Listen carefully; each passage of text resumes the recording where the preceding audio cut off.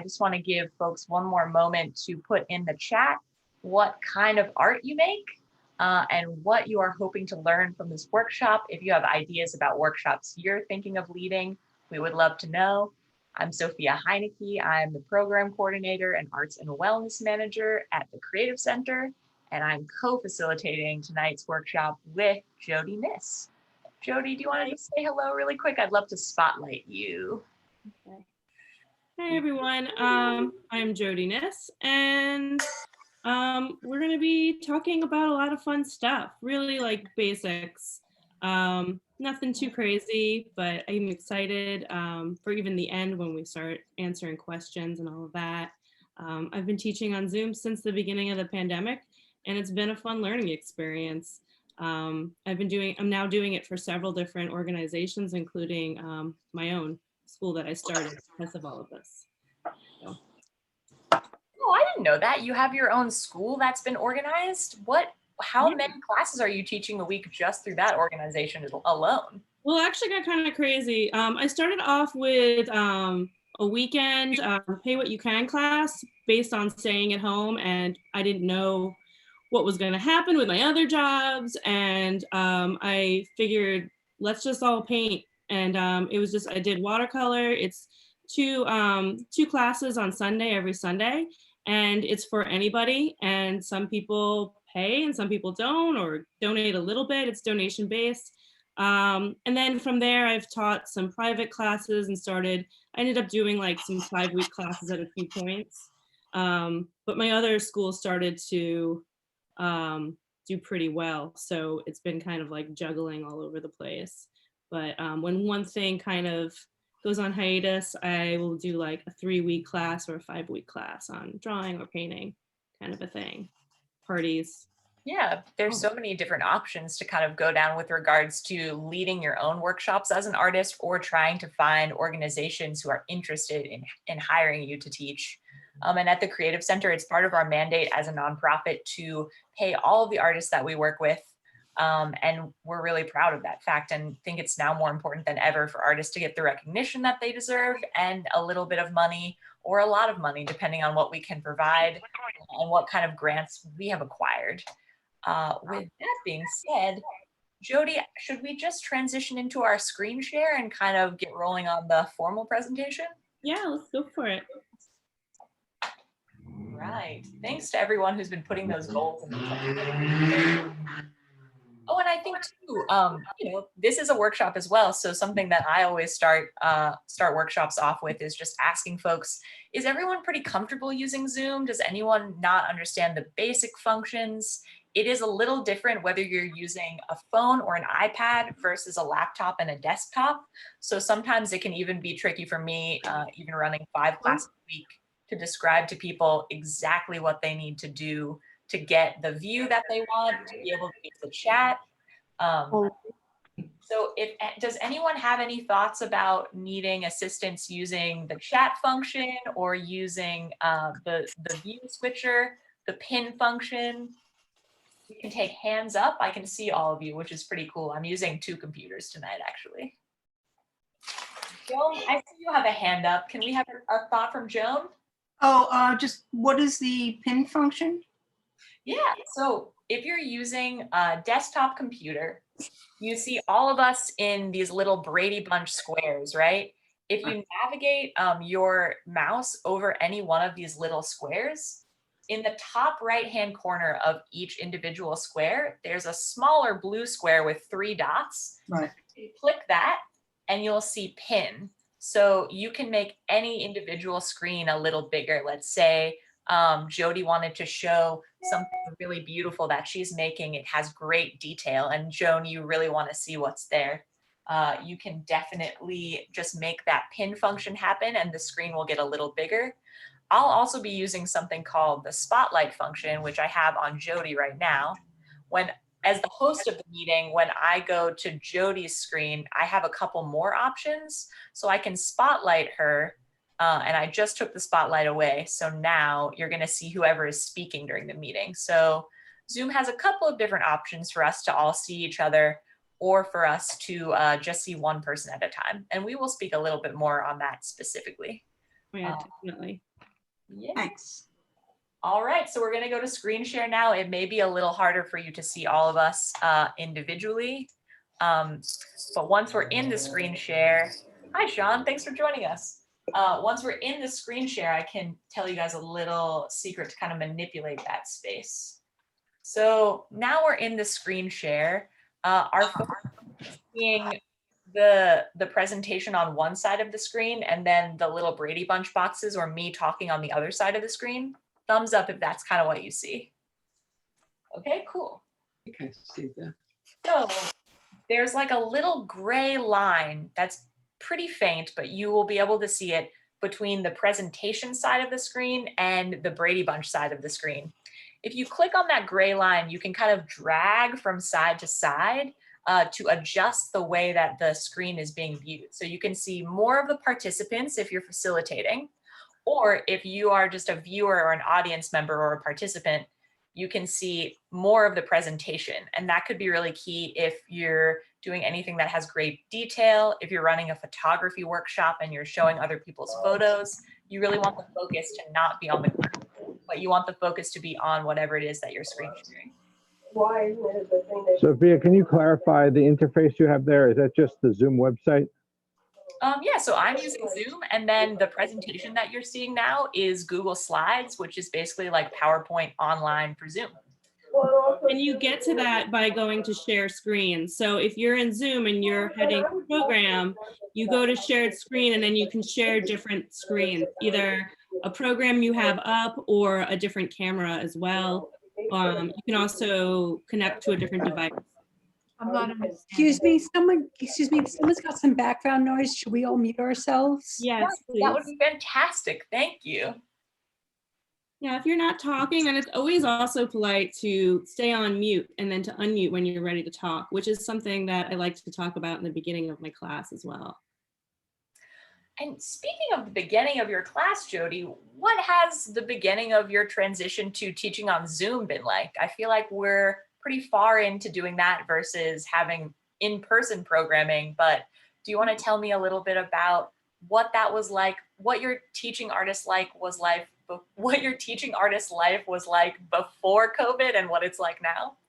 Yes, I'd love to. So my technique on teaching was definitely a little bit different in comparison to how I do Zoom now. My Zoom classes are done a lot more like how I would do a workshop, even if they are continuing, because they're just a little, or an intro class.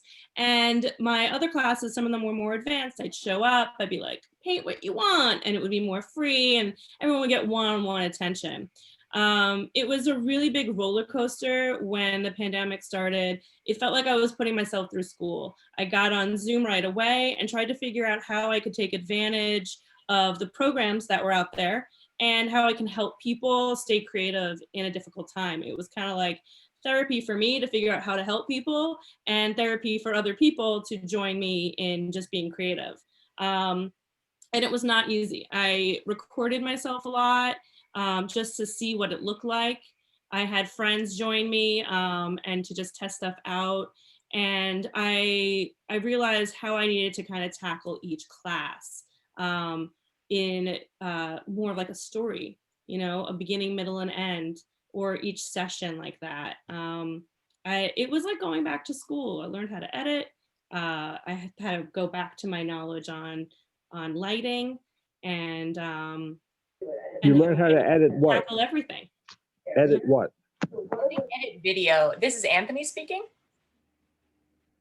That's correct, yes. Yeah, I think Jody is speaking about, you know, for a while at the Creative Center too, we were trying to figure out what's the best model to provide this online program. Is it pre-filmed edited videos, or is it better for us to have live programs? Yeah, in the beginning, I definitely pre-recorded myself.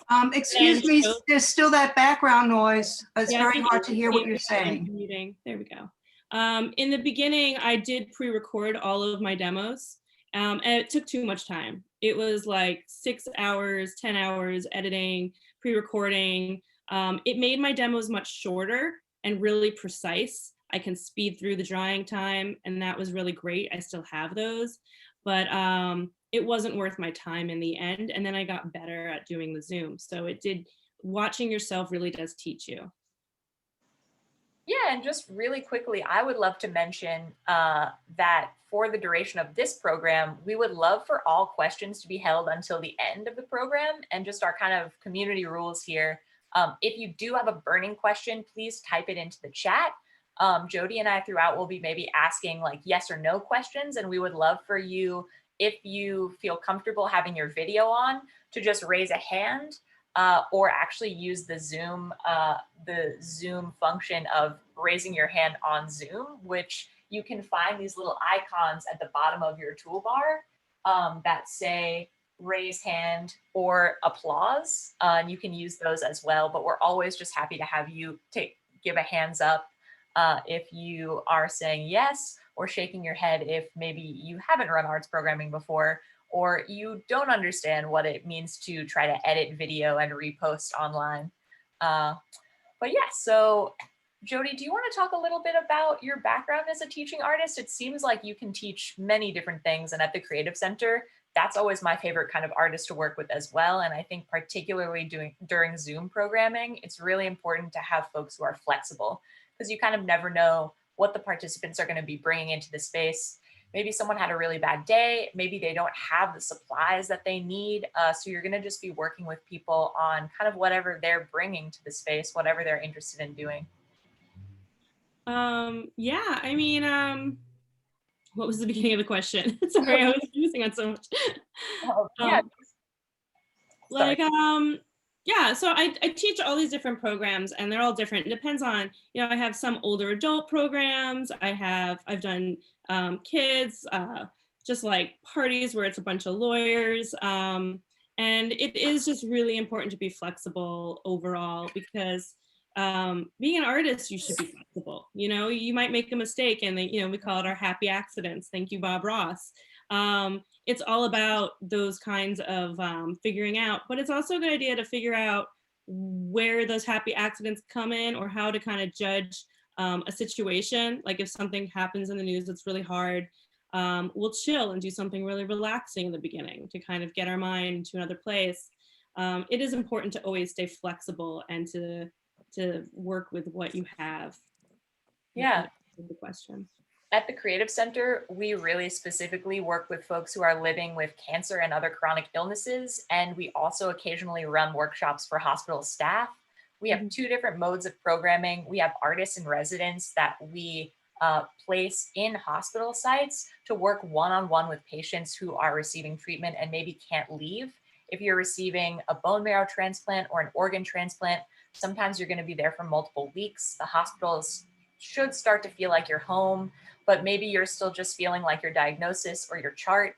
We really try to, with our Artist in Residence program, give people something to do in that space. And then we also have a workshop program that allows people, after they're done being treated, or if they have lived through illness, they can reconnect with people who are just receiving that diagnosis for the first time, maybe are really apprehensive. And our workshops are usually run for 12 to 15 participants in person on the Lower East Side at the University Settlement, which is our parent organization.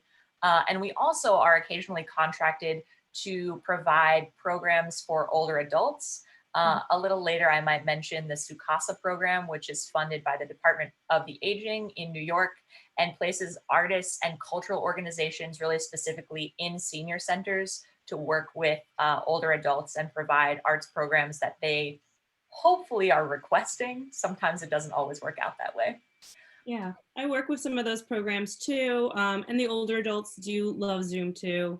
I think a lot of people are afraid to say that, like, how do we do Zoom class with older adults? But they're great. They get it. Yeah. So Jody, let's just run through these kinds of questions of the audience. I said really specifically, we're often looking for work that's going to be easy for folks who are living with cancer and other chronic illnesses, but we also serve all New Yorkers. New Yorkers come from all parts of the world. We serve people who are 18 and up, so really all ages. And that means people who have all different kinds of interests. So I am really kind of regimented in always getting evaluations and asking the participants that I know, what are you looking to do? What can we be providing for you right now? And so I feel like I have a really direct through line to my audience and can shift my programming to meet the needs of the people who give me those ideas. What makes programs easy for our Creative Center participants to access is keeping in constant contact with them, whether that's through social media, whether that's through email lists, whether that's through a bi-monthly newsletter. And we're always trying to make connections to other organizations in New York City and now nationally and globally to get other people living with illness involved in our programs, because we do really want to share the wealth. We live in a time of abundance, even though many people are in a scarcity mindset. And we always want more people living with illness to be able to access these programs. Jody, do you want to speak about the audience of your classes? Yeah, and so I have such a wide variety of students, and any age there could be disabilities like hand tremors or a hard time standing up and things like that at any age. And I think it's important to constantly change, keep things open for all types of people to learn. And I also I'll come in with an idea. One of my main things that I do with all my classes, I have an idea. I know what I want to teach. But I also then ask everybody what they want to learn or what they can and can't do, or, what their goals are. And then I always change things based on what I think people need. Or last minute, I'll realize some people can't do a certain thing. And so we'll change focus. It's always about the students in the end and changing things up for them. But I do have such a wide group, so many ages. And I also find that in the end, every class I teach, depending on the age, it's really the same thing. People want to learn. They want a little challenge. They want, the good critique sandwich, something, they want to be uplifted. They want feedback. They want to know if they're doing something wrong and right. And they want to learn. And they want to feel good from the other students. They want to have that community as well. Those are all really important things. And so my audience is key. I might write a little bit about who my audience is depending on the class, just to kind of have an idea so I know how to structure it. But I then change it up once I meet everybody and they tell me who they are. I love a good compliment sandwich. I really can't get enough of those. I just want to speak really quickly about the intention for programming and when artists approach me with a kind of pitch for classes. It doesn't need to be like a feature film pitch. You don't have to have every detail ironed out in a 2-minute pitch for me, but I do think it's really important when artists can tell me what they want to present to our specific population and they can back up how they've taught something similar previously.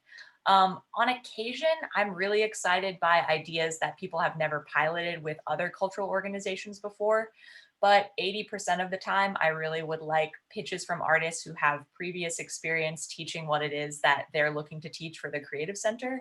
And I want from them usually 3 to 5 sentences about what their intention and goals for that class are, how many hours it's going to take them to teach that, and what the participants will need really specifically to do that. Like we kind of mentioned at the top of the hour here, during COVID, people are working with what they have at home. You cannot expect them to buy a specific type of liquid watercolor or 10 different brushes. We have to really activate our creativity to see what's in our environment, and how we can make use of that to alleviate stress, to make something beautiful for the people that we love, to keep our minds occupied. And so that's usually what I'm looking for in the intention of our programs. Yeah. My role is really special. I not only get to work with the artists and support them, because we all know that I feel like the number one thing artists need is support, whether it's in their personal practice or in a public or community practice. And I get to facilitate those classes and get to know those artists. So I see really directly the relationship between how an artist's personal practice can be shifted to help a community and how the community shifts the intention of the artist in their own practice. At the Creative Center, so many of our artists in residence have been deeply impacted by the work that they do in hospital settings. They'll try these projects that they don't maybe want to do. They think something's too crafty, it's not really their style, but they start doing it with the participants in our workshops or with the patients that they see in the hospital, and it sort of seeps into their own arts practice. So the great thing about community arts programs is they're totally symbiotic. Everyone is kind of growing towards the goal of just being more creative. And I get to see that and assist artists in making that happen. I think one of the hardest things about being a facilitator is knowing how to use your time wisely. Our director, Robin Glazer, has told me many times that I need to be thinking about the return on investment for my work. Sometimes you're just so passionate about something that even if the return on investment is not going to be immediate, it's still worth your time, especially with regards to building relationships. And I think this is really important for teaching artists as well. If you think, gosh, I really want to be in a healthcare space, even if the Creative Center doesn't have a position open right now, I should stay in touch with them. We definitely have had artists who stayed in touch with us, and when positions open up, we do reach out to them, even if it's just a short-term workshop gig, or it could be a longer-term artist in residence gig as well. Jody, what are your thoughts on creating intention for your programs? Well, I mean, they're all so different. So, some of them I do say I always try to keep things as affordable as possible, but I do have classes where I'm like, I want you guys to this is the materials list. But I also have that all pre-organized on my computer for each class, materials list for this class or this class. So like, if it's a community center class where I know that there's low funding or we can't get art supplies to our students, some of them we've made packages for the students, and I had mass orders and we packaged them and people did pickups, and some of them we don't. So I'm like, what can we get from your house? We have a number 2 pencil. And then it's really been, I thought one of my drawing classes that was for a community center would be more creative based, and they all ended up really wanting the basics of drawing. So although I thought I was going to go in one way and I pitched it as it's going to be very creative and open, we're going to just be imaginative, they were all like, how do you draw a hand? And I was like, okay, never mind. My audience doesn't want my original idea, even though I got hired for that original idea. And so what was more important was show everybody how to draw a hand and a face and a body, and then we do the create. So I still have my end goal. My end goal is still to be like, now try to draw this figure in a creative manner. Who is this figure? What are they? And so we can do high end with very little, but I make sure that every class I have, there's an organization to it where like the emails get sent out on a certain day with what tools they need, and I'll send pictures, like this is what we're going to draw. Here's some references. Because otherwise people feel lost. They need guidance, especially since we feel so lost these days. And so a full email every week, I know it takes up a lot of time for a lot of people, but it is so helpful. I send the Zoom link, I send an image and just a small description of what to expect, and it makes everything easier. And then I have every single class I teach is totally different. So if it's a higher end class and people are putting the money in and they're buying all those supplies, it's still the same. It's the same end result where I have images sent out beforehand. Yeah, it's really about organizing and making sure everyone has everything they need so they feel prepared, whatever it is. And I think too, that's what makes people feel like they are really in that safe space. Whether it's, just letting people know what the community guidelines are in advance, or letting them know what they're going to need for class, letting them know how long class is going to be, how many sessions it's going to run.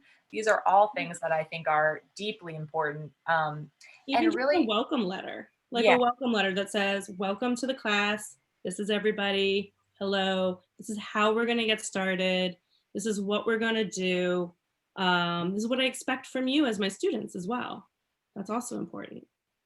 Yeah, and I think there's something really special about when people come into a space feeling that they're very prepared, especially with an online platform like Zoom. There kind of are always these things that we can't really predict, but to let people know that there will be technological hiccups. I think when those happen, just the fact that they know that is something that really will alleviate a lot of tension. So I think, Jody, if you have any more thoughts about what creates a safe space, I'd love to hear that, and we'll move to the next slide though, in the interest of time. Sorry, I was reading the next slide already. I think, yeah, I mean, those are all things that create a safe space. Mostly tell your students what your intentions are from them at any age. That's important. I learned that when working with kids, and I realized that, it's just like, hey, this is what we're going to do. We're going to do a demo, and then you're going to have some free time, and then we're going to talk and we're going to share. And I think just having that set up and telling people ahead of time, and then explaining how to share, or explaining what a critique sandwich is. Someone was asking, it's where you sandwich your critique. You say something nice, you have something constructive, and you end with something else nice. It's very important to do that even with your class. You start off with one thing and you want to have a conclusion at the end. You always want to have that conclusion, so people feel comfortable and know what to expect. And the conclusion looks really different depending on what the format of your program could be. Is it online? Is it in person? When we were doing in-person programming, the instructors that were hired all had contractor insurance. So I could set them up in the space for success. And then from there on out, I would leave the classroom and they would just report back to me if there were any hiccups. I would set them up with a volunteer so that they were able to be supported and the participants could have additional support. But my work was not just being in the workshops. And now I feel really lucky that I get to sit in on every single workshop we have. I get to know our instructors much better, but that just wasn't possible when we were doing in-person program. So many of the Creative Center classes that we run that are the most successful are sequential classes, usually 4 sessions in a month, like 4 Tuesdays in a row or 4 Wednesdays in a row.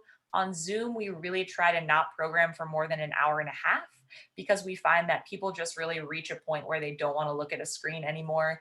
Some of our most successful classes are actually just an hour long, but then participants turn the computer off and they keep painting or they keep collaging, so that we're setting people up to get creative, but then really the work is on them. So they're continuing that practice outside of class and returning the next week with so much to share about what they experienced in the community setting, but also alone.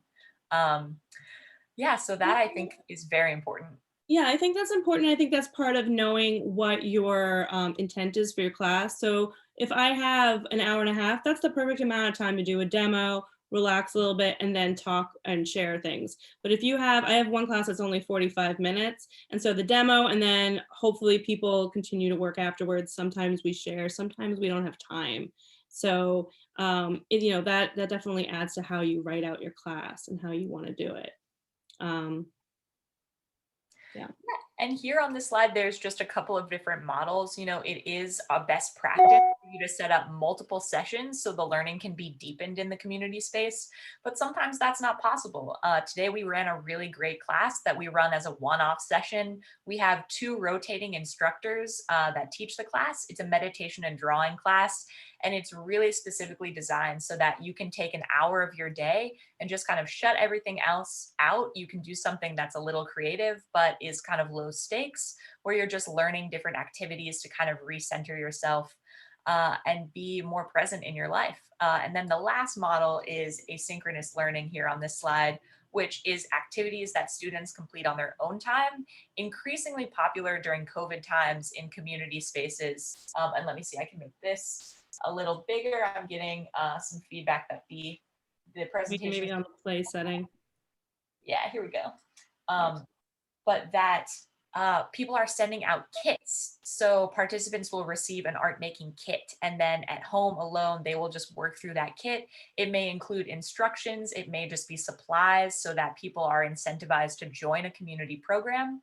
But another style of this asynchronous learning is, Jody was speaking about at the beginning how time consuming it was for her to make video tutorials. We did video tutorials with our artists in residence as well, and we did find the return on investment is a little bit lower, but now we have this incredible backlog of content that we can draw from if someone were to miss a class, if we need something to send out in our newsletter to continually engage people. So while having those video tutorials is kind of time consuming, having a backlog of the teachers that you work with, what kind of things you're teaching, can be really useful for you in a number of ways, particularly grant reporting, which I don't know, Jody, if you feel like you have to report or kind of keep track of what the intentions of your programs are and how you're meeting them, but video can be really great for that as well. I think they've been really good if you like have basics that you don't want to go over anymore. So I have like an intro with the educational lines. I have an intro to watercolor class that is 5 weeks long, which is so short, right? And so I found that I was kind of getting sick of constantly explaining how to use the watercolors every single time, like the basics every single time on that first class. So I started sending a video before you join, how to set up your paints and what the paints do, just like the basics, so that I'm not wasting my class doing that. So that video of me explaining what paper is, how to tape it down is already done, and everyone comes to class feeling really prepared. So you don't have to do a video for every single class, but maybe just like how to set up, how to clean your brushes, where to find paper or pencils or use iodine as an ink, stuff like that, little things that just help people feel warm, or if they miss something, they have something. That's when I find the videos to be useful for me. Yeah, definitely. Yeah. I had an artist this week say to me, I really wanted her to do that, where she set up like a video intro and then we had live sessions. And she said, for the price point that you have, I think that I need to be paid more for that. And I really appreciated her honesty, because sometimes we really want to make things work. We really want to serve our community, but that can be doing a disservice to you as an artist, this return on investment idea. So when a community organization reaches out to you as a teaching artist, or if you are someone programming for a community program, you just always want to be kind of cognizant of those things of, well, what can you offer if you can't offer this? There's kind of always a way to meet in the middle. Again, thinking in like an abundance mindset as opposed to a scarcity mindset, I think is always really key. That's really important, Sophie. I think that it's easy to get overwhelmed with all of the stuff people ask. And like, you have to make sure that, you're getting paid for your time, and, you have to make sure that it's worth it for you in every aspect of what you're doing. It's just, there's a certain point where it's not going to be worth it. And then the other thing that I do is I made a lot of videos for my private school, and then I sold some of them. And then if I sold it, say like there was another teacher who wanted some of them, I didn't use those anymore. Or if somebody else wanted to use my video, I made sure to write a contract out saying that I own this video, and you can only use it for a certain amount of time, or you have to tell me that you're using it, because it's kind of like music in that way where you own that. You spend all this time on it, and it's kind of interesting how you can reuse it for other things in the future. So it can really help you, but you want to make sure that you're clear that how this video should be used, or sometimes you can't use it again if you sell that video, for example. Definitely very important. Again, you should be really clear with your intentions for how any video is going to be used, how photos are going to be used. I spend a lot of time letting people know that any photos or video that they give to us, it's going to be used within our community. So that could be in our newsletter or sent specifically to participants who miss a class, or it could be used for grant reporting. Yeah. Someone asked how you upload a video onto Zoom. That is exactly what we're doing right now. Is we're sharing a screen. So you're not uploading it, you share your screen where you play your video. Yeah, and I feel like I've had some issues. I think we should speak about that a little bit more at the end, because I think actually sharing video on a Zoom meeting is not ideal. There's often audio lag. Let's see. What's happening here? Let's see. Is this Anthony? Anthony, let's see. I think I'm gonna need to take back my share screen here. Do you mind? Let's see. Let's see. Well, Anthony is showing us that sometimes we can have other folks using the shared screen function. So there is a way to limit that on Zoom. But let me see. I'm gonna hop back to the presentation really quick. Yeah. I usually keep the shared screen not open to everybody until they ask me to share, so that if people have that problem come up, they have to then ask for me to unlock the share screen. I did not utilize that function tonight, but perhaps in the future I will. I just want to speak really quickly about registration for programs. If you have a free Zoom account, meaning it will allow you 40-minute meetings, I do not think you have the ability to add in registration forms, but I just want to show you all really quickly two different sides of the same kind of information. So on the left side here, where it says January, drawing portraits for beginners, this is what the information in our calendar usually looks like. So we are giving people the title of the class, the dates, the time of class, the link that they need to register, the meeting ID in case they get boxed out of class for any reason, they can just punch that in and re-enter class. And then we also are giving them a class description, a materials list, and the instructor's bio information so that they can learn more about who is teaching them. And then on the right side here, we have a meeting registration form. And those of you who are Creative Center participants have definitely seen this before. It is implemented in all of our programs. It includes the title of the class, all of the dates of class. If it's a sequential program, it's usually 4 to 6 for us. And then the registration information. So we want people's name, we want their email for sure, but then something that's really great for reporting purposes is collecting statistics on how people perhaps found your programs, or for us specifically, if they're a person living with cancer, or if they're living with another illness, or if they're a caretaker, because those are 3 different types of participants that we're serving right now. And yeah, then we also ask if folks are able to donate, that they do that and let us know in that initial registration form. We're getting a great question. Is the registration form through Zoom? And yes, it is. It's a built-in function that when you plan a program, like when you say schedule a meeting, it's kind of all the way down at the end of the form. And you can, at the end of that initial scheduling function on Zoom. So that is something I can send a little bit more information out about in a follow-up. But again, getting registration information could just come from an email as well. You can just ask people how they found the programs, what their intentions are for joining, if they're going to attend one program or all 4 programs. Jody, how does registration work for you? So if it's through one of the, if it's through like the Education Alliance, it's like a more, very professional school, it's not a drop-in basis, they're paying for a certain amount of time, I believe they go about this registration program. If it's for my older adult programs, that's more of a drop-in, even though everyone comes back every class. And so I think what they do is they send out like a mass email to everyone, and then they just press on the link and join per class. There's no registration. For my private classes, for my school, Jody Nis Studio, I just do it all through email. So I do make sure I have the information saved, like I have everything saved on who my students are, how much they're paying. For the most part, I try to keep up with that.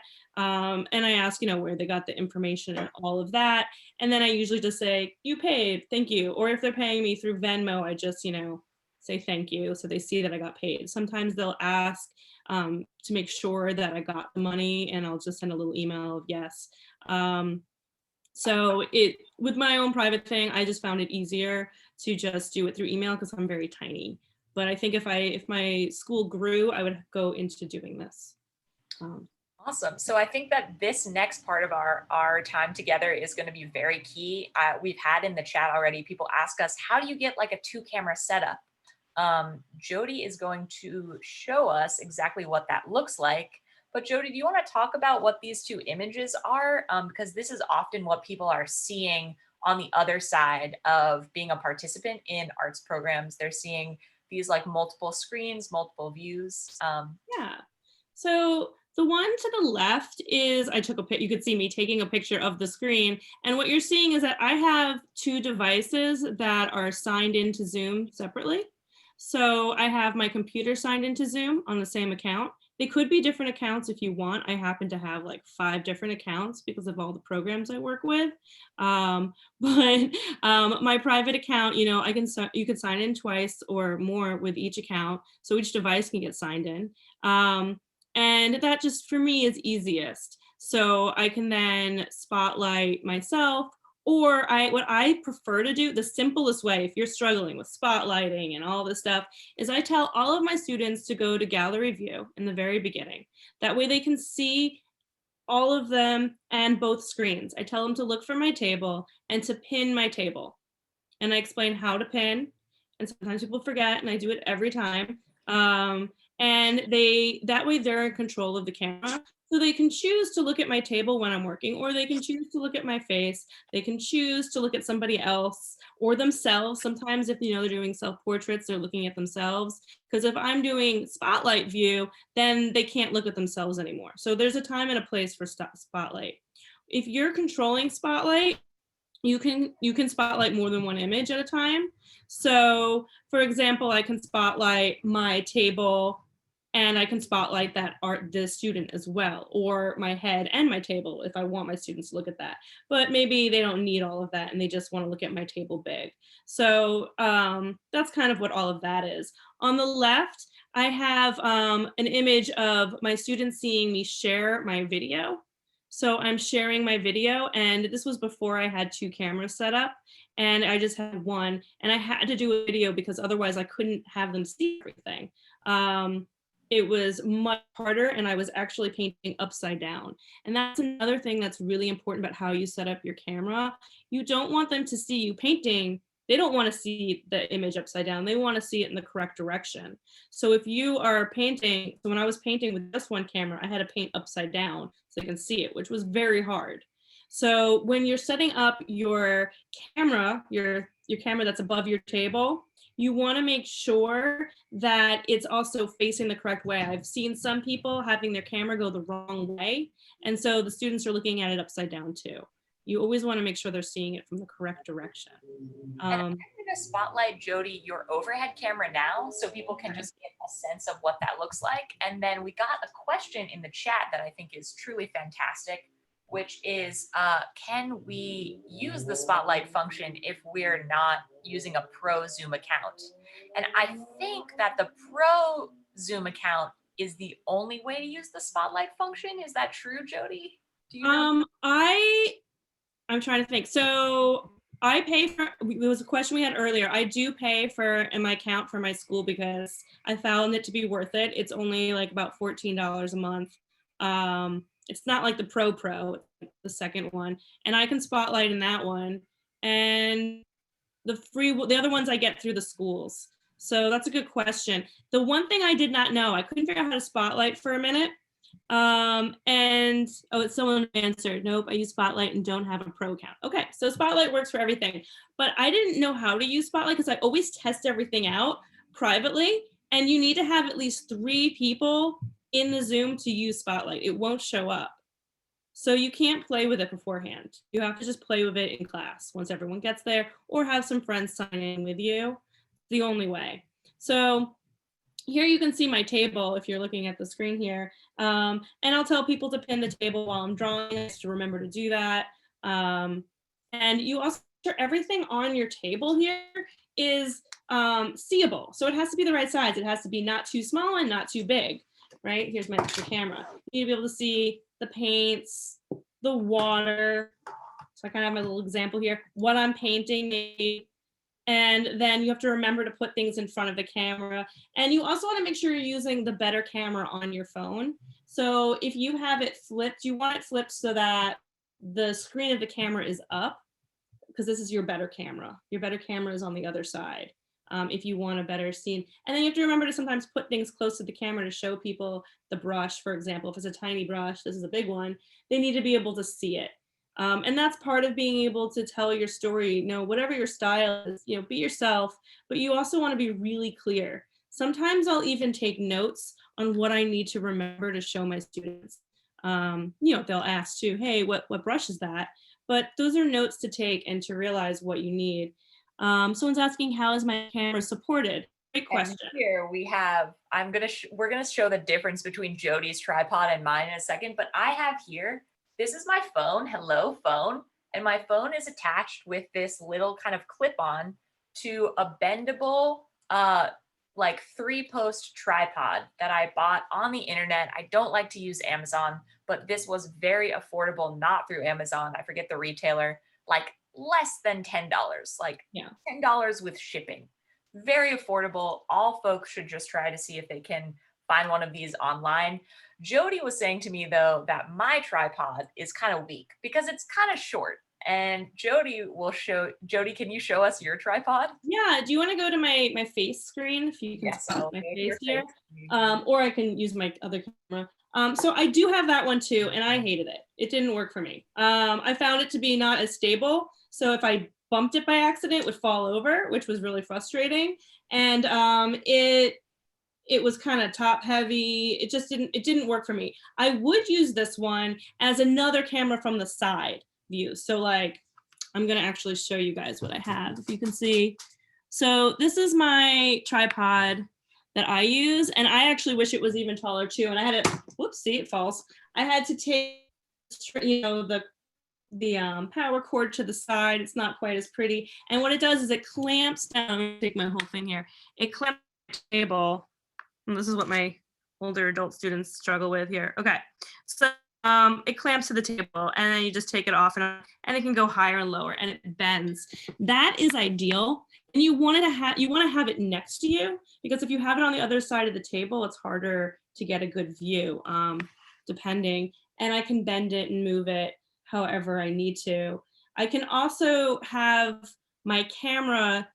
I can also share the screen from this camera, since it is a camera that's a phone. So I have the choice of having both of these. My computer and my phone are both on Zoom, but I also have a choice where I can not be on Zoom on my phone camera here, and I can just share the screen from here, which is another thing you can do. But I prefer this method. I find it to be the easiest to sign in on both devices, instead of switching cameras all the time. It's just easier. It's hard enough to talk and paint. But this one I would use to prop like another, if I did want to have another camera set up or switch screens, I'd probably prop it if I had an easel behind me or another setup. So that's adding like a third device. The other thing that I have always is, I don't have a printer. So I also always have my phone or my iPad, which I look at the images on. So this is my, real phone or the iPad. I need a new one. And you can also connect these to Zoom as well. I can draw straight on my iPad onto Zoom if I wanted to show people how to draw on an image. Or I can look at my images on my phone. And then when we're looking at my other camera and my table, it's all the right size. So if you go back to the other camera, if you spotlight the other one. 1 second, and here we are. That helps people visualize here. So, oh, it's loading. Okay, so I have my images on my camera. Oh, went back to the other way. Let's see, spotlight. Oh, no. No, it's not spotlighting. Hold on, spotlight. All right, here we go. Yeah, so I have my phone with my images, and sometimes students will send me images as well. So this way I have everything all in one place, and I'm like, we're gonna draw this cat today. And then I can send a cat in the chat, I can send it in email, and then they can see it all and see where I'm drawing from all in one screen.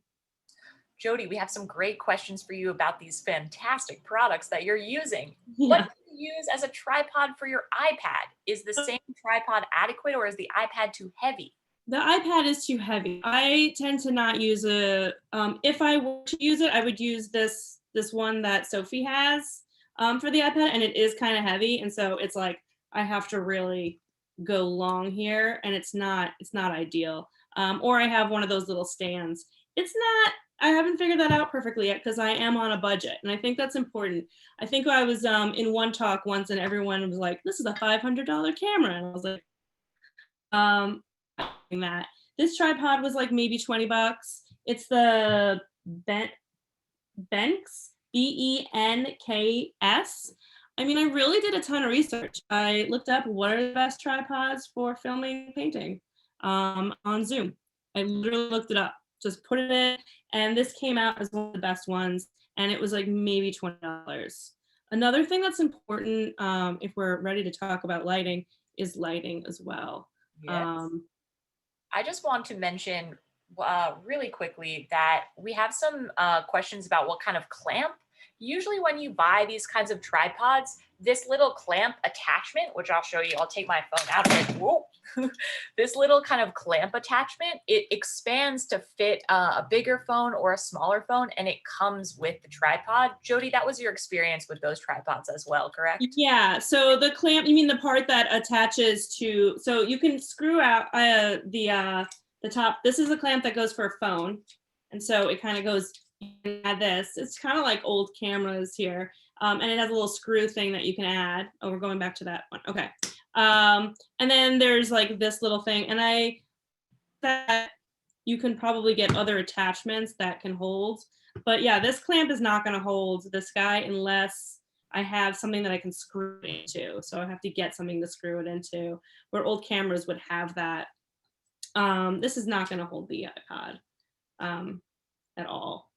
But yeah, and then the clamp that holds to the table is like it's just a giant clamp. It will hold to almost any table. This guy doesn't have a clamp that holds to the table. It just has like bendy things, which is what makes it less structured. And I struggled with getting that to stay. It kept on falling over while trying to film, and I couldn't get a good view of everything. You really want to have your phone high enough so that you can see. And I still sometimes struggle with not showing it totally, because you want to show your face and not show this. So I wish it was higher. If you look at professionals on YouTube, they have like a system that goes way above their head, and they also have cameramen and tons of money. We don't need to do that. You know, we're just teachers here. This guy works pretty good. So true. And I just want to mention one more thing before we move on to lighting, which is so key, as Jody was saying. That the way that this happens on your phone or your iPad, this second device, so you've already gotten the meeting set up on Zoom, you've logged into the meeting on your first device, which we're hoping is maybe a desktop or a laptop, but doesn't have to be, it could also be a phone.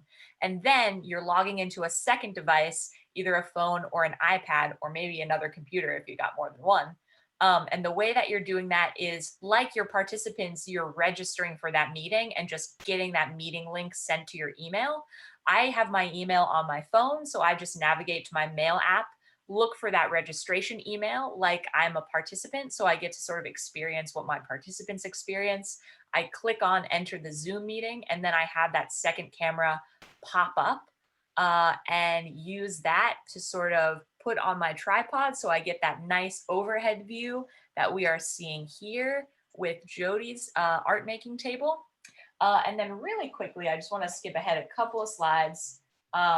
We talked a little bit about some of these tools, and we'll come back to this in a second, but we're seeing here that this is an iPad. I don't know if you guys can see where my mouse is in this image on the left side, but this is like a more fancy rig for an iPad. And I don't know exactly what that's called, but I think probably if you looked up iPad rig or tripod for overhead view, you would find it. I can also send out some options for that. Yeah. And then now we're seeing that on the right side, there's another little phone tripod that is a little bit more of a gooseneck tripod, which one of our instructors on this call, Maxine Levinson, uses a gooseneck tripod, which can just really kind of bend any way that you'd like. Then the last thing I want to show with regards to this is, so you don't need to be this guy. You don't need to have it be like the most professional, complex way of setting up your class to teach. However, this guy clearly is leading some kind of seminar, and it's probably much more exciting for him to watch him walking around in his space. So if you really want to go for it, take the time to think through, what is the intention of my program and what technology can I utilize to really meet that intention and exceed people's expectations. So Jody, I'm going to take us back to this slide with the tools. Should we talk about lighting now? Lighting is kind of makes or breaks the professionalism look. And I'm sure you all can notice the difference between my lighting and Jody's lighting. Okay, so lighting is really important, and I know I had a little cheat. I actually did a little film work before my teaching days, and I had some lighting classes, and it's really a good idea to have at least 3 points of light and maybe more, especially now that it's dark. Like when the sun's coming in my studio, I'm lucky to have big windows. It's really ideal.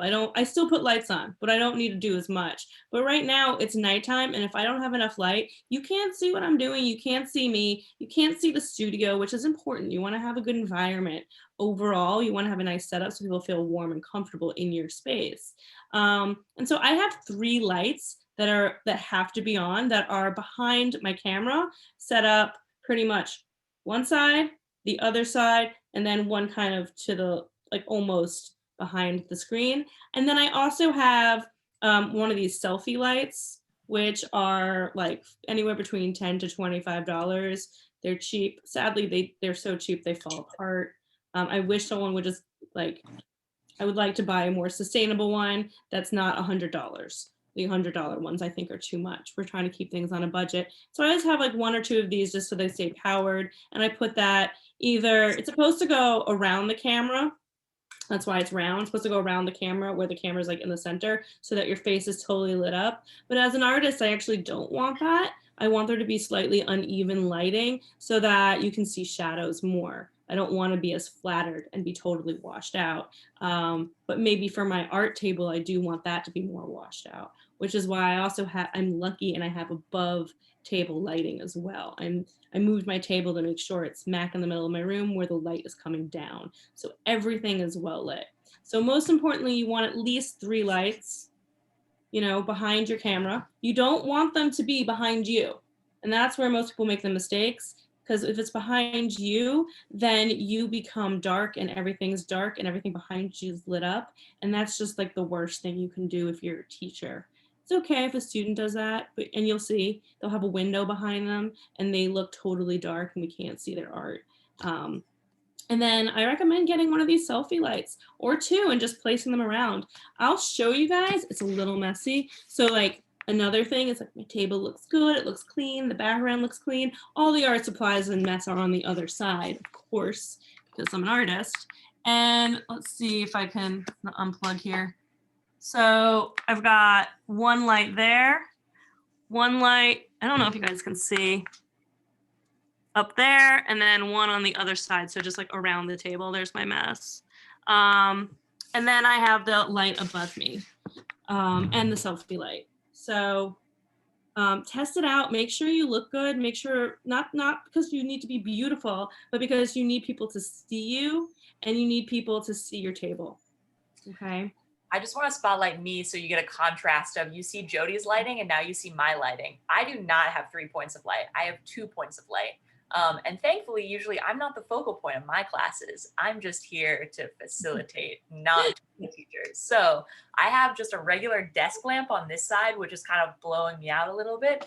And then I also have a very nifty tool. So my light just went out. This is an awesome tool that also is bendable, like my tripod. This is a USB light. It's a reading light, but it does give a little bit of fill. It literally just looks like a flashlight with a bendable handle, and you just plug the USB into your computer and it gives just a little bit more fill from the side. So without this, you can see I'm facing a window, and now that it's nighttime, there's no light coming in. For those of you who attend Creative Center classes during the day, my house looks very different between the hours of 9 a.m. and 6 p.m. usually, so. And if you had just 1 more clamp light like behind you, maybe a daylight one, it would just warm things up a little bit. Yeah. And you can get those at Home Depot for really cheap too. Definitely something that I will consider. Let's see, should we chat a little bit more about, we've covered lighting, we've talked a little bit about the basic functions of Zoom, the screen share, the different gallery view versus speaker view. Everyone has been really utilizing the chat function, and we are going to revisit questions that we haven't gotten to at the end. So I hope folks will remind us if we haven't answered something. Jody, should we talk a little bit about supplies and what that experience has been like over Zoom? You know, in the beginning, people couldn't even get supplies, so that took a while. Watercolor was very popular, and that was the class I chose to start off with.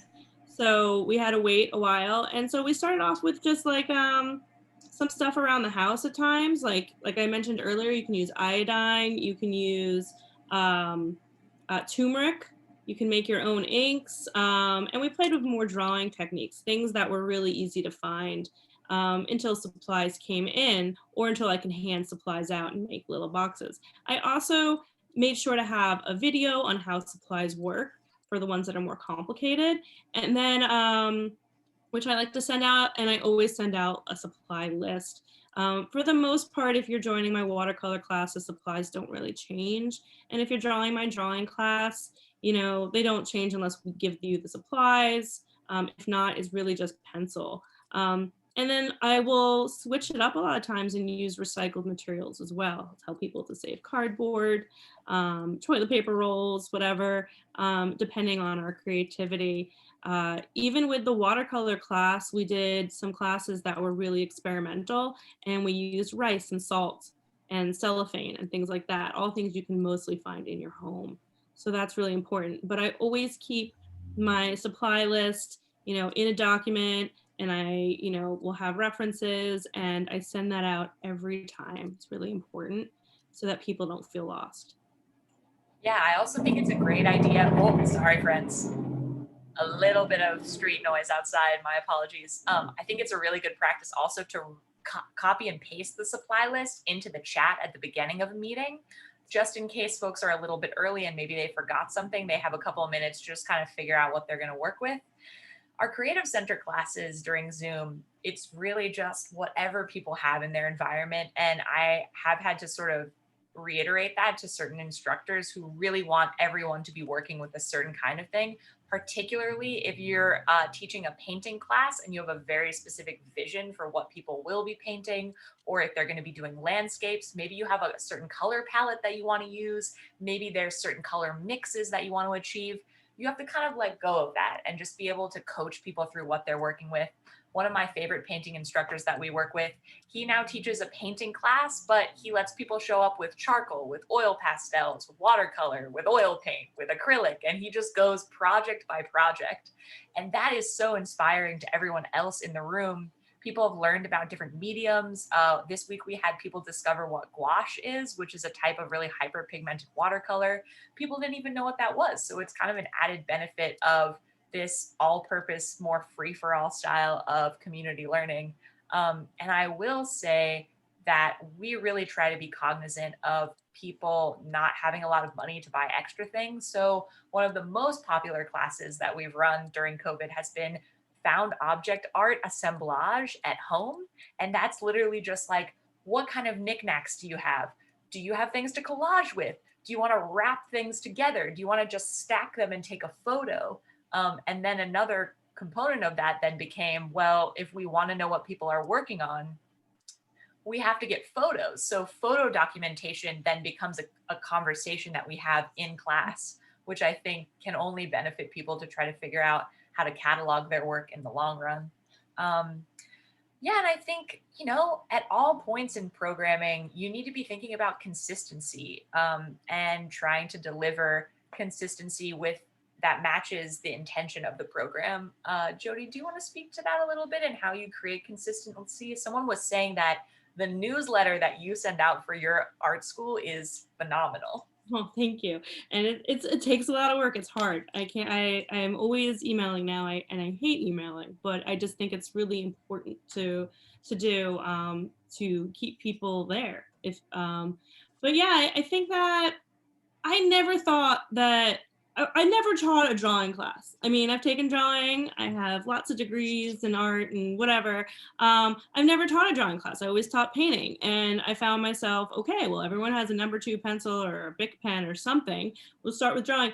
I did not expect that I am still creating a new lesson every single week for 3 different drawing classes. And I do different lessons in that week too, because I have some repeat students. And just using a pencil, it can go on forever. I had no idea. And because it's a shorter amount of time, you really want to think simple. And it's kind of like one of my mantras in my class is, if you don't know, simplify, go back to the beginning. And that's the same thing for myself. If I always have something to teach because it's really about simplifying. You teach people how to draw a face, and then there's the eye, the nose, the mouth, the teeth, back to the nose and the nostril from a different angle. And, you can incorporate that with all mediums, like you were saying earlier, with a teacher that had every medium in the class. You can show how to draw and paint and sculpt a nose. And the whole class can be about a nose. So if you feel overwhelmed and you don't know where to start, really start off simple, like pattern making. There can be like 12 classes on how to do different kinds of patterns. And I really recommend that you do the research. As artists, as creative people, there's so much information on the computer for you, and you need to learn. You need to always be learning. And I have students that ask me questions, and if I don't know a medium or don't know it, I always want to learn it, because that's part of being a teacher. That's the joy of being a teacher, is learning along with your students sometimes, and mastering many, many things. And yeah, there's always going to be new, like you can make your own inks out of rust. Who would have thought, right? I think too, in addition to a teacher always being a student, I think an artist always needs to be acknowledging other artists. So try to give credit where credit is due. In our newsletter, we're always trying to make sure people get image credits. When I find a resource online, always trying to let people know if they referenced it to me. So I think that can be really important and can also enrich just your community environment. If you find a resource online and you can see who wrote it or see who made it, reaching out to them to say, hey, I'm going to share this with my community group. I think I'm not sure if this is true or not, so I'm hesitant to say it, but I think for educational purposes, you can use things. It's not like a copyright infringement, but it has to be really specifically for educational purposes, not for your own uses, and it will not be gaining you any money from the use of someone else's image. That's not true. That's not true. That's not true. All right. Well, this is good. Who is this, Anthony?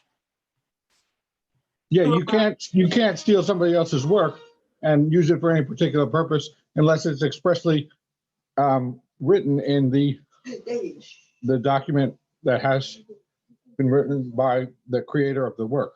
Let's see. Creator, Anthony, right? yeah. Okay, awesome. Thank you, Anthony, for correcting me. Is that true even for educational purposes? Like if I find an image online and I want to share it as a reference in class, would that be illegal? I think if you credit it, it's fine. Okay. And I, for example, I'm teaching a class, and I told people, sometimes I have a whole class on how to set up a still life. That's a class. And then some students were asking me how to set up a still life. And I was like, all right, I'm just going to send you an article. I didn't tell the person, but it's their website. They have tons of videos on there. So I just spread the word for another artist who has this great website, and I'm giving them traffic. So I didn't tell them that I was sending my students there, but I imagine that they're probably pleased. There's a certain level, it's like if I show a student's work, I make sure that I explain who the student is, what class it was from, and then I'll tag the type of class depending on who I'm working for, right? So that the tag goes to the correct foundation. And then I also will mention what the medium is, or when it was done, stuff like that. It's really important, because if an artist has their work all of a sudden up online, they want to know, because it makes them feel good, especially if it's a student.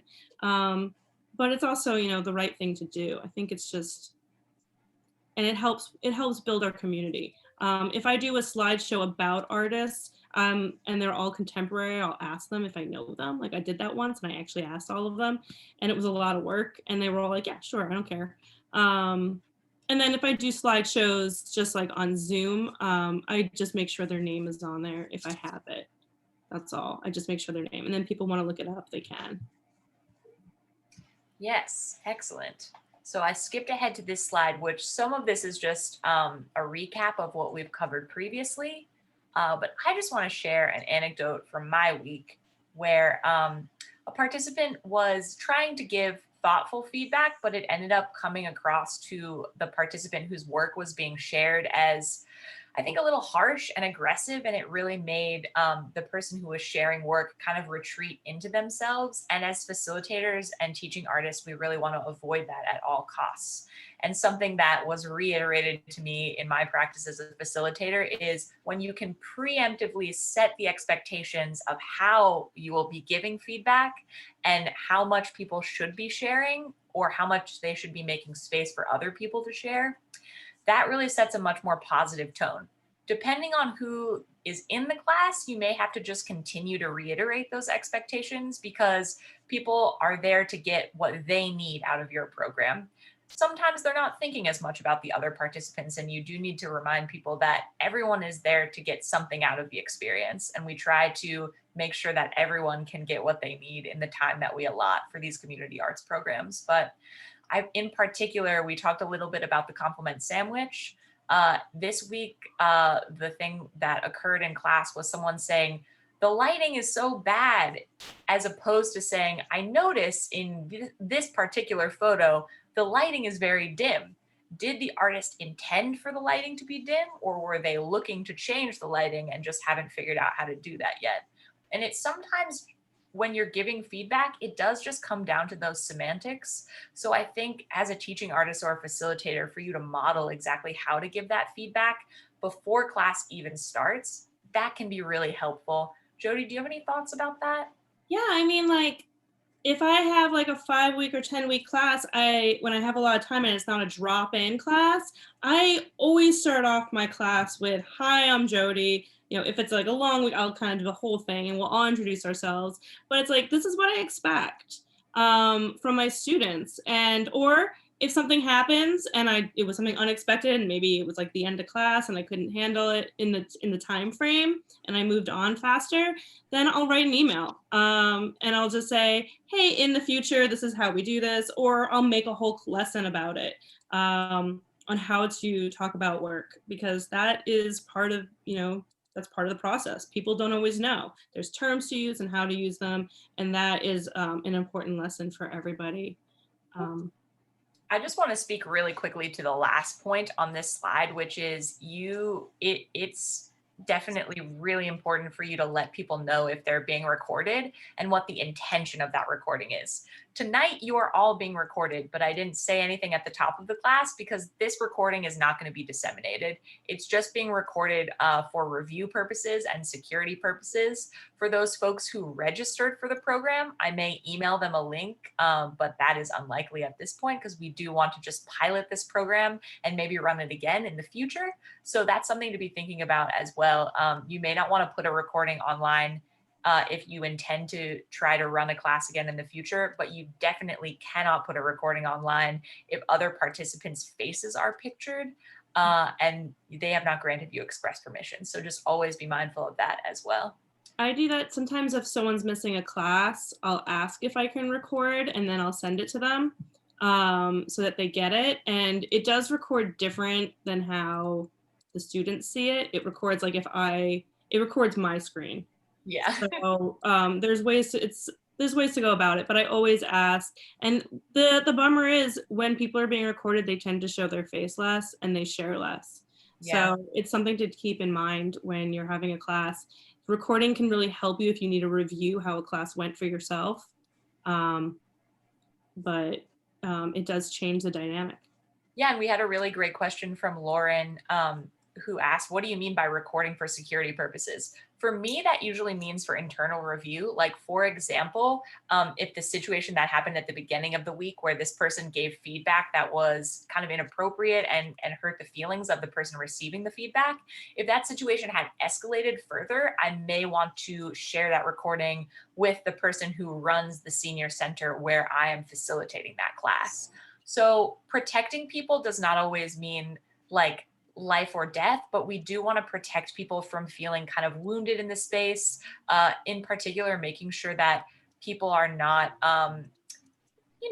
perhaps saying things that could be perceived or are microaggressions even. Those are things that are increasingly important in community spaces because we're working with people from really varied backgrounds, whether that is like their ethnic background or their income background or their experience as artists. We are working with all kinds of people, and we want to be really mindful of creating kind of an equal playing field for them to all explore their creativity in a safe space. So that's kind of what I mean by security purposes, though I have heard kind of horror stories about community programs being Zoom bombed. I don't want to speak on that because that has not happened to me, but it sounds like, you know, there are definitely reasons why your Zoom meeting should be password protected, or you should have a waiting room and the facilitator should be controlling who comes in and out of the space. Yeah. We got a comment in the chat that people are learning to de-escalate situations, and that can be very important as well. Let's flip to the next slide and see what's going on here. Again, this is kind of a reiteration, but yeah, really be mindful. If you're just one teaching artist and you don't have a facilitator, you may not want more than 10 people in your class. Jody, how many people are usually in your art school classes? I don't like if it goes over like 12 to 13. I know that's like an odd number, but it's like if I have 20 students, I need a longer class time, but it depends on the structure. So if it's like, you know, an advanced class for everyone where we're learning about creative painting and people are buying supplies and it's more advanced class and, you know, it's not a community center class, I have to have a certain structure, demo, time to work with questions, and then we need to share. And if I have 20 students, not everyone can share. That's just too many for me. And I've done it, and it's very stressful. I have to break things up and change the way I go about it. 10 is a lovely number. I can handle maybe 15. But that's like if it's a class structure where we're more community based and we're chatting, because everyone wants time with me, because I like to give a lot of one-on-one feedback. That's my style. That's something like what I was talking about earlier, like write down what your style is. Who are you? What brings people to you? You know, you could be punk and rock and roll and be whatever. That's your style. Go for it. You could be Martha Stewart if you want, whatever you want. But, you know, if it's the class size is interfering with whatever your style is, it's not right. It's becoming mayhem, and that's not good. If it's a workshop where not everyone's talking and asking questions so much, I've gone up to 20 easily. That's because everyone's just watching. It's like a demo, and then there's no talking and review. Different vibe. Definitely. Yeah, I'm getting a great comment in the chat of, do you recommend retaining control of the mute function? When you are the facilitator of a class, when you're running a class through your Zoom account, you have the option to just mute everyone. And I try not to employ that because it does feel kind of bad when all of a sudden your voice is literally taken away from you. But yeah, there definitely have circumstances have arisen where I just have to mute everyone and we have to just take a pause and then we come back. And that is a really helpful function that you don't get in real life. We do have about 10 minutes left. So I just really quickly want to mention that Jody and I both were on this Zoom call half an hour before it started, just to kind of run down things. That is not just for meetings of this size. Whether you're working with 5 people or 50 people, you should show up early to class, because especially if you're working with older adults, they tend to be really anxious about if they're going to be able to access Zoom meetings. Sometimes technology is just really unpredictable. So open up that space, 10 minutes before. I try to do half an hour before, and just keep sending emails or whatever I'm doing so that people can come into the space. They can feel that their computer and technology is set up, and then they can go to set up their supplies. They can get water, they can get coffee, whatever it might be. I always tell my students I'm 10 minutes early, and then I let them in to make sure that, like, that'll also be time for them to chat, so they're not all chatty. If they're all friends, I tell them that's the time to chat. That's the time to share other projects,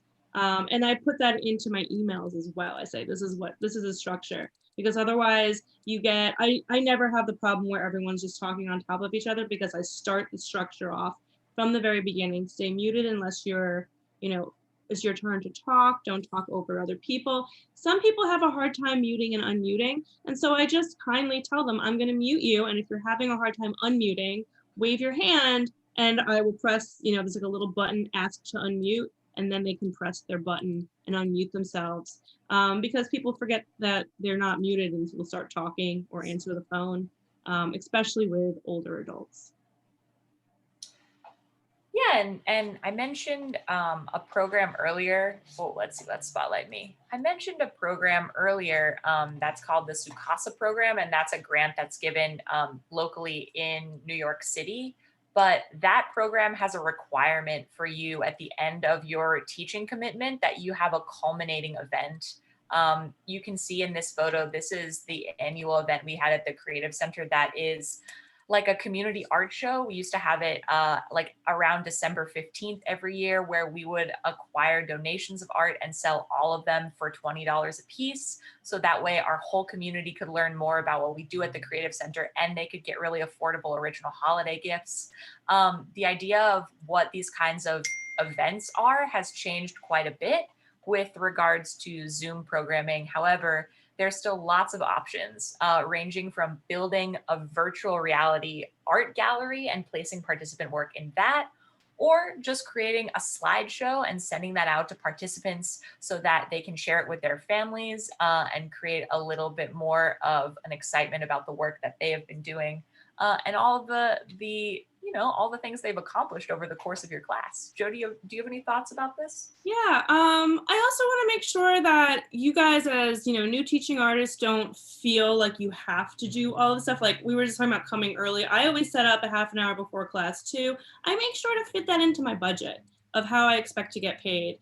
And the emailing that I spend so much time on, I make sure to fit that into my budget. If someone's unwilling to pay me for that extra time I'm putting in, I don't do it. I say, well, then that's the facilitator's job. So I either want to get paid to be partial facilitator and to do those things, or I expect somebody else to do it. And so I have participated in some of these things, but I've had somebody else help me do it. Like we're doing in one of the programs, we're doing a calendar. And the last minute they came up with the idea, and I love the idea, but I can't make the calendar. I don't have time. I'm always working. So they made sure, I told the students about it. I made sure they had the info. I sent the emails if necessary because I was paid for that part.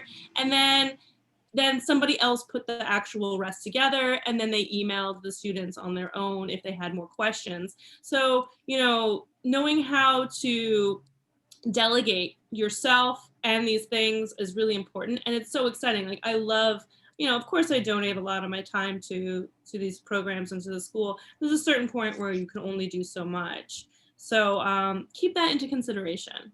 Yeah, I will say on the facilitator side of that, if you have a price point and you can't go below that, just be really clear on that and just stick with it. Like even if you really want to work with people who are living with illness, but an organization like the Creative Center just can't meet your hourly rate, like, sometimes it just doesn't work, and that's okay. You need to advocate for yourself. But there also are always circumstances where people are able to figure out what they can kind of switch around to teach for our population, especially if they feel really connected to people who are living with illness. Often I'll have instructors donate time if they are really interested in providing this service. But that's just not always possible. So be very clear in those early moments of kind of figuring out what the intention is, what you'll be giving, and what you'll be receiving out of your teaching commitment. I think we should go to questions, Jody. How do we feel about that? Yeah, that sounds great. I think I'm going to stop the screen share so we can all just kind of see each other. Oh, hello, all these beautiful people. I have two computers, so I'm like jumping back and forth a little bit. But yeah, I think one question I want to speak to really quickly is Anthony's question of where do you stand on breakout rooms? I don't use breakout rooms too often in our Creative Center classes, but I do use them when our instructors request them. I don't know if we really have time to go into the full functionality of breakout rooms, but I would say if you Google breakout rooms on Zoom, it's pretty easy to figure out how to utilize them. Jody, do you often use breakout rooms, or Is that something that you find is not super necessary for your programs? I haven't had to. If I had a class of teenagers, for example, I have a friend who teaches teenagers. I've helped her with some ideas, and that's when breakout rooms are really great. If you have like 20 students, you can have them kind of break out into other rooms and then do self-portraits of each other or come up with ideas and then come back. So it's really like, and then when I've used breakout rooms, it's about creativity. So I've used them to maybe like try to trick me in a story, like they're drawing something and I'm not supposed to know what the one common thing is in the images they're all drawing. It's a way of kind of allowing the students to kind of come together in a way and bond. And those are the really only times I've used breakout rooms when I'm being creative with how to teach a class on Zoom. Yeah, definitely. I think they can be really helpful, particularly in writing classes where everyone does need to share. You can share in small groups and then everyone can kind of report back to the larger group. Yeah, do we have any more questions about, I think the bulk of our questions were about kind of the technological aspects of utilizing these tripods and that 2-camera setup. I would say for you to really figure out how that's going to look in your space for the art form that you are teaching, the best thing for you to do is just kind of experiment with it. I think probably, Jody, this was the same for you, but for our teaching artists at the Creative Center, it was all about just the process of trial and error.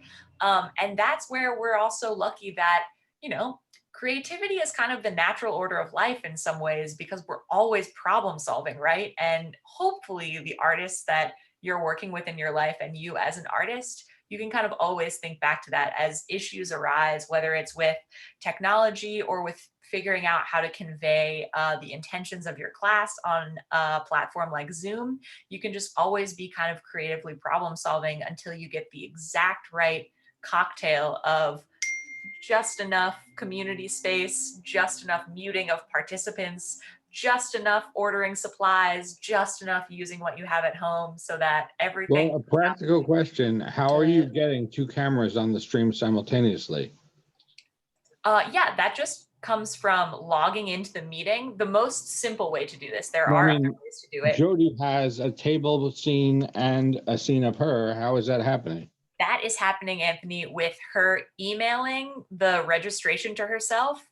So, you get that registration email, right? When you sign up for classes, you get a link to enter. That link you can use on both a computer and an iPad. It's not a single use link. So you need to use 2 devices to get a shot of the table and of the instructor?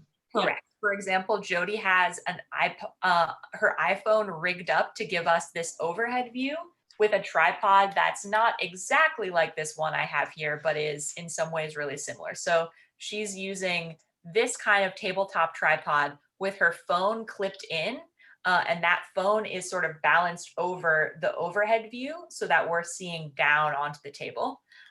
And then we're seeing Jody through her computer. And I'd love to talk on that a little bit. Can I? Unless someone has another question separate. I do. Let's, Can you hear me? It's Pat. Hi, Pat. Thanks for joining Hi. us. Yeah, I didn't have my camera on because I was in a dark room, but I moved. But my question is actually more about content or appeal. So I usually am, part of my pitch is for people who don't paint. They don't think they're artists. Are you finding that there are certain either lengths or topics that just are attracting people more than others? Have any things you proposed like bombed, you got nobody to participate? You figured out why? I haven't had anything. I truthfully haven't had anything bomb. I haven't had people. But the thing is, I already had a little following before all of this, and I do have an active Instagram, and then I had a following with other programs that worked with me. So I didn't have that, but I was able to keep students. And the reason I was able to keep the students, because some programs, you start to lose students, and I was able to get new students because I always tell them to tell their friends, unless the class is capped, to post. I then post their images, which make them feel really good, so I repost their images, and they're like, oh, I'm famous, I'm on Jody's Instagram. And then I also ask them what they want. It's really important to listen to them. So I also ask them if I'm trying a new feature. I'm going, hey guys, I'm going to try something new. Can you let me know what it looks like on your end? Do you like it? Is it helpful? When does that work? And so they'll either tell me that later, or if they don't like a lesson, they're usually pretty clear about it. Or if there's Right. they're pretty nice. And if there's a lesson they prefer, they'll go, we really like it when you do this. And usually, because I have students that are not artists either. No one's an artist until you tell them they are, really. They don't know they're artists yet. They're all artists. If you're making stuff, you're an artist. And they need that encouragement. And the best trick is to keep things as simple as possible and Right. to be really clear, beginning, middle, and conclusion in every class you do, no matter what. Always have a conclusion, and then tell them what's happening next week. And if they want homework, give them homework. I have a question. Sure. Have you, am I on? I have a question. Have you ever done something where you would have like, and I'm thinking this more in like a senior center where there might be just one laptop, but you would have 2 or 3 people? Or is that not possible now with COVID restrictions? Because again, with seniors, you know, individual computers or Zooms or tablets, they might have problems, but if there was one and a couple of people with somebody to control it, it might work for that. Yeah, it might. I do have people share, so like families. I had one that was like a grandma, a mother, and a granddaughter or daughter. They all joined together. We made sure they all paid separately. So, but then when my pay what you can class, I get a lot of that, and they pay what they want to pay me. So it depends on what your structure for the class is. You want to make sure, like with my pay what you can class, I want to make sure that I have enough students and enough income coming in to put in all these hours. Otherwise, I have to cancel it, right? Or combine 2 of the classes into one. But with the other programs where everyone's paying for 5 weeks, then that's different. And those people, they all have to pay separately, but they can share a computer. It totally works. Yeah, I think They just have to be in the same COVID family kind of a vibe. that's exactly Right. what I was going to say. Is like I think I'm just thinking now as places are opening up slightly, that they may be able to put a few people in a room. Yeah, So- I talked to another Hey, program Maxine, about this is that Rose. because they Hi, wanted to Jody. do something. Hi. Hey, Robin. Hi. There was another program where they wanted to do that and they could not it was early on and it was much older adults and they wanted to bring me on before COVID. And so we talked about how to do classes and they just weren't sure how to get the students with the computers. And I thought if we just did a demo on a big screen and they all sit in a room, Right. very far apart, Like they're that. all in the same COVID family. But I think there was too much sickness, too much illness. They didn't want people in the same room, Right. period. most That's a important- great way to do it. it's got to be safety first, like whatever it is that you're recommending to people. And if you also see people being unsafe, I had someone come in on a phone to a class recently and they were in public and they kept pulling their mask on and off. And I felt that I had to say to them, like, please just keep your mask on if you're in public right now, because it's not just about you, even though you're an older adult and you're putting your life at risk. It's everyone in the space as well. But yeah, I think friends, we are going to have to leave it here. I just want to say really quickly, I was speaking earlier about the Sukasa program, which is specifically pairing cultural organizations with senior centers in New York and teaching artists with senior centers. That funding is provided by the Department of Cultural Affairs, not the Department for the Aging. I just misspoke and want to correct myself. And yeah, I think you all have my email, which is in the chat. It is info@thecreativecenter.org. I know that you will have more questions. And I think what I am feeling is that there's a big community need for this information, that it should be disseminated far and wide, so that perhaps we will run a seminar like this again in the future, as it was very well attended. Jody, I don't know if you have final comments for us tonight, but I just want to thank you so much for your time and expertise. Jody came to our creative aging training, which we ran online for the first time ever in November. And she made incredible contributions and just had so many wonderful ideas about how to plan and implement these kinds of programs on Zoom. We just had to have her share some of that info with our broader community. So thanks, Jody. Thank you so much, Sophie, and thank you, Robin, too. This is really great. I know that I really wanted to do this because so many people I was privately messaging, like, I can help you, and then I thought, oh my God, I can't help everyone separately. And then Sophie was like, what if we did a big one? And so thank you for that, because I think as a teacher, you know, it's really important for us to share. We're alone with our students. And we need to create this teaching community. We're artists too, most of us here. Some of us aren't maybe, but you know, it's still a creative thing. And you know, when you enter a classroom, you know, who do we tell these stories to? We tell them to our friends, but it's really important to have other teachers to communicate with and to make us all better, because you know, I don't work on my own. I need other teachers to be great too. So thank you for all of that. And you guys are all free to look me up on Instagram and follow. I have 2 accounts, or to take any of my classes, you know, if you want to. You can ask me more questions there too. And I just want to thank everybody for, I know many of you who are participants. I totally want to thank Sophia and Jody, who arranged all this. I think it's been amazing. I do want to say our goal, of course, as everyone's, is to be back in person. But what we have found at the Creative Center, partly because of Sophia's amazing generosity with our participants, is that we will still always run remote classes. We are getting people from all over the country in these classes. And that's something that we could never do. And we're getting larger classes, which we could never have because our space was small and a teacher can only give one-to-one in the physical space. So I'm just delighted that you are all here, that we are all here, and that we're all safe. But remember, the goal is to be able to touch each other again. So really, I just have to say thank you, Robin, especially Sophia and Jody. I've taken classes, I've taught with the Creative Center. It's such a big part of my life, but I have learned so much by taking the classes, as well as teaching the classes. It's been terrific. And Sophia is such a great facilitator. I don't know how it would happen without her. And Jody, nice to meet you. And you were fantastic. Thank you so, so much.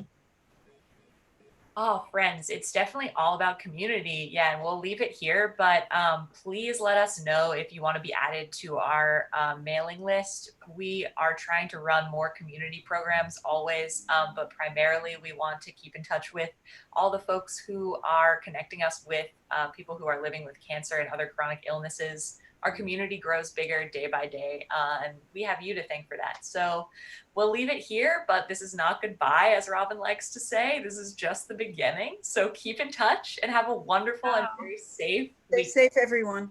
Bye. Bye-bye. Bye. Thank you. So great to see you all. Yeah. Happy New Year.